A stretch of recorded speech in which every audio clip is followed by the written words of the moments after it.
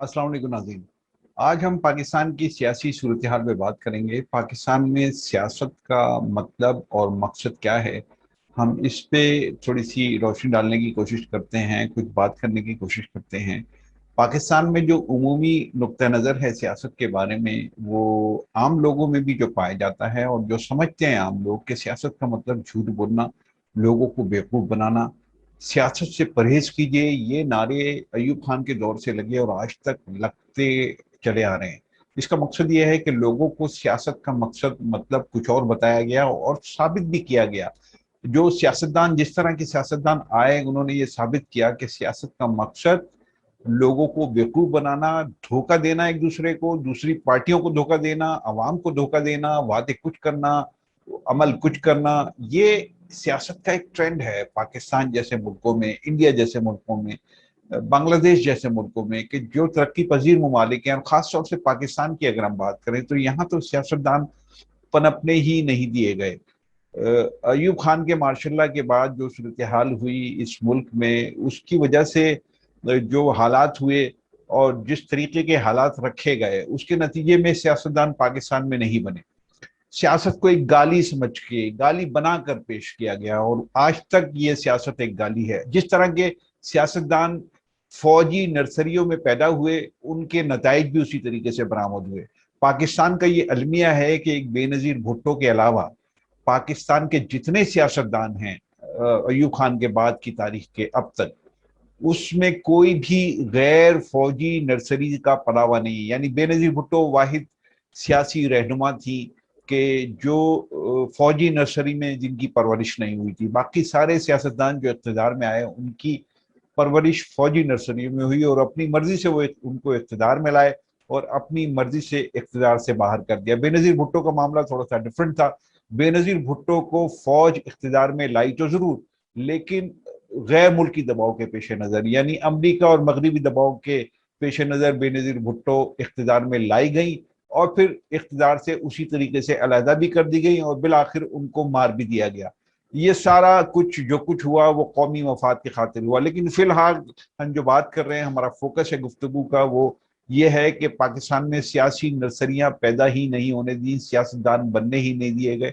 देखिए, अगर हम बात करते हैं वो सियासी रहनुमाओं की, तो सियासी रहनुमा आमतौर से स्टूडेंट जो लीडरशिप होती है वहां से निकल कर आते हैं। तो स्टूडेंट लीडरशिप पर पाबंदियां और वहां से जो मामलात हुए, वो जो आपकी नज़र में है, आप मुझसे ज़्यादा तारीख से वाकिफ हैं, कि उसके बाद ज़िया-उल-हक ने ख़ास तौर से सियासी नर्सरियां, यानी जो स्टूडेंट लीडरशिप थी, उसको ख़त्म कर दिया। और उसके बाद तो जाहिर है कि सियासतदान आए ही नहीं। जो जो भी पार्टियां उभर के सामने आई हैं, वो फौज की मर्जी से आई। मिसाल के तौर पे हम एमक्यूएम की बात कर लें, तो एमक्यूएम एक ऐसी जमात बनाई गई, एपीएमएसओ थी, एपीएमएसओ को ये जांच लिया गया कि ये हमारे काम आएगी। ज़िया-उल-हक ने ये जांचा और उसके बाद उसको एक सियासी जमात की शक्ल दी गई, एमक्यूएम की शक्ल दी गई, और फिर वो एमक्यूएम एक बहुत ताकतवर जमात बना दी गई। आहिस्ता आहिस्ता ये अमल किया गया और ये जाहिर है कि उस वक्त जो सबसे बड़ा थ्रेट ज़िया-उल-हक को था सिंध में और कराची में खास तौर से, वो था पीपल्स पार्टी की तरफ से। तो उस बात को रोकने के लिए भी ये, यानी उनके इस नारे को थोड़ा सा बोल्ड करने के लिए, या उसमें लचक पैदा करने के लिए, या उसको खत्म करने के लिए एमक्यूएम की क्रिएशन की गई, ताकि एमक्यूएम यानी कराची एक ताकतवर इलाका सिंध का बने और इतना ताकतवर बने कि उसकी मर्जी के बगैर कुछ भी ना हो। तो पीपल्स पार्टी 10 दफा सोचे कि अगर कोई अलहदगी की तहरीक चलानी है तो एमक्यूएम कितनी बड़ी रुकावट उसके सामने बन सकती है। तो इसलिए एमक्यूएम को, ये एक अलग डिबेट है कि पीपल्स पार्टी ने फिर कराची के लोगों के साथ क्या किया और कराची वालों के साथ क्या भुट्टो दौर में हुआ और उसके बाद क्या होता रहा, ये एक अलग डिबेट है। लेकिन मैं फिलहाल बात कर रहा हूँ ज़िया-उल-हक की उस नर्सरी की, कि ज़िया-उल-हक ने जो नर्सरी बनाई और उसमें एमक्यूएम को एक ताकतवर जमात कराची की बनाया और या सिंध के शहरी इलाकों की बनाया और बहुत ताकतवर। और उसके बाद भी फौजी हुक्मरानों ने या इस्टेब्लिशमेंट ने उसको उतनी तकवीत दी। और जब वही एमक्यूएम उस फौज के खिलाफ बात करने लगी, उसके उस दो अमली के खिलाफ बात करने लगी, तो उस एमक्यूएम को सफा हस्ती से मिटा दिया गया और अपनी मर्जी की एक नई एमक्यूएम یا ایم کے حقیقی یا پی ایس پی جیسے گروپ جو ہے وہ تقلید دیے گئے، وہ بھی فوج کی مرضی سے ہوا۔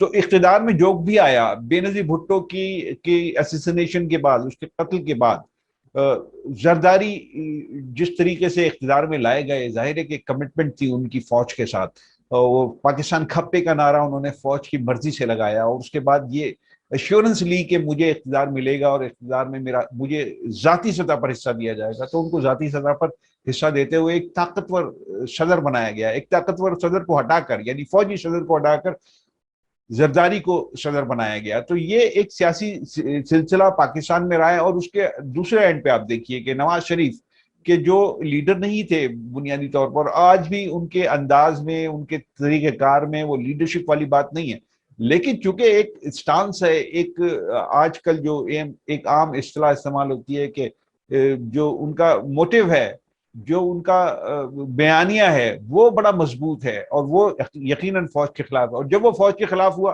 نواز شریف کا بیانیہ، تو نواز شریف کو بھی پوری گیم سے باہر پھینک دیا گیا۔ اس سے پہلے بھی 2 دفعہ ایسا ہی ہوا کہ نواز شریف کا بیانیہ جب فوج کے خلاف ہوتا گیا، اس کو اقتدار سے باہر اٹھا کے پھینکا جاتا رہا۔ اور جب نواز شریف نے یہ کمٹمنٹ دی کہ ہم فوج کے ساتھ ساتھ چلیں گے اور فوج جو کہے گی ہم کرتے رہیں گے، تو ان کو اسپیس دی گئی، ان کو لیڈر بنایا گیا، ان کو بھاری مینڈیٹ دیا گیا۔ اب اسی طرح عمران خان ہے، عمران خان ایک لیڈر ہیں، لیڈر بنا دیے گئے ہیں۔ وہ ممکن ہے کہ اپنی ذات میں ایک ایسے آدمی ہو کہ جو فائنینشیل کرپشن ذاتی سطح پر ان کی اس میں نظر نہیں آتی ہو، لیکن یہ بات تو طے ہے کہ وہ پلانر بھی نہیں ہے، وہ لیڈر بھی نہیں ہے، وہ سوچ کر آگے چلنے والے۔ دیکھیے کرکٹ کھیلنے والے آدمی کو آپ نے ایک لیڈر بنا دیا، ملک پر مسلط کر دیا، تو وہ اسی طریقے کی آج تک وہ پاکستان کو ایک کرکٹ ٹیم کی طرح ٹریٹ کر رہا ہے، اور اسی طریقے سے اس کا ویو ہے، پوائنٹ آف ویو بھی اس کا اسی طریقے کا ہے۔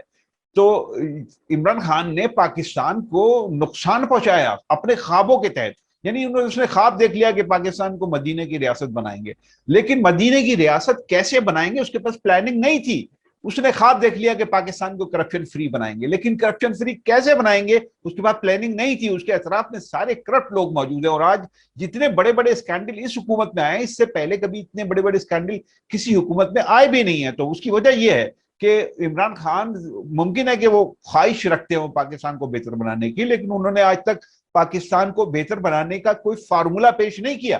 کوئی فارمولا ہے نہیں ان کے پاس۔ بس فوج کے پاس یہ ہے کہ وہ تجربات کرتی ہے، وہ آخری تجربے کے طور پہ عمران خان کو لے کے آئی ہے۔ سیاستدان وہ بھی نہیں ہے، فوجی نرسری کا پلا وہ بھی ہے، وہ اس کو بھی ایک خاص ماحول میں پالا گیا، اس کو سیاستدان بنایا گیا، اس کو زبردستی جتایا گیا، جتوا کے اس کو زبردستی پرائم منسٹر بنوایا گیا۔ اب اس کا نتیجہ وہی ہے کہ فوج اصل میں حکومت کر رہی ہے، فوج بہت خاموشی سے حکومت کر رہی ہے۔ اور فوج میں ایک ٹرینڈ یہ ہے کہ ایکسٹینشن بار بار وہ لیتے ہیں، جو بھی آرمی چیف آتا ہے ایکسٹینشن لیتا ہے، اور پیچھے والوں کو وہ یہ ایک الگ ڈیبیٹ ہے۔ میں انشاءاللہ کسی وقت اس موضوع پر بھی بات کروں گا کہ فوجی جنرلز کو ایکسٹینشن، یعنی فوجی آرمی چیف کو ایکسٹینشن ملنی چاہیے کہ نہیں ملنی چاہیے، یہ بھی ایک بڑا سوال ہے، اور اس سوال پہ ڈیبیٹ ہونی چاہیے کہ کیا وہ اس بات کا اہل ہے کہ اس کو ایکسٹینشن ملے کہ نہیں ملے، اور کیا دی جانی چاہیے پاکستان کے حالات کے تحت۔ اور کیا دیگر ملکوں میں بھی ایسا ہوتا ہے کہ جو آرمی چیف سیٹ پر بیٹھ جائے اس کو سیٹ سے ہٹنے کا اس کا دل ہی نہیں چاہتا؟ اور آرمی چیف کیا، یہاں پر پاکستان میں کسی بھی آدمی کو کسی بھی سیٹ پہ بٹھا دیں آپ، وہ اس سیٹ کو چھوڑنے کے لیے تیار نہیں ہے۔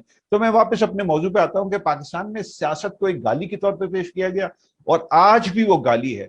تو اس کی وجہ سے سیاست ایک گناہ ہے، سیاست ایک جرم ہے، سیاست ایک ایسا کام ہے کہ جس کو نیگیٹیوٹی کے طور پہ پیش کیا جاتا ہے۔ اور ان سیاستدانوں نے جو کہ فوجی نرسری کے پلے ہوئے تھے، انہوں نے یہ بات ثابت بھی کی کہ سیاست ایک گناہ ہے، اس لیے کہ ان کی تربیت نہیں تھی، ایک پراپر طریقے سے سیاستدان کی حیثیت سے ان کی تربیت نہیں تھی، ان کی تو فوجی نرسریوں میں تربیت ہوئی ہے۔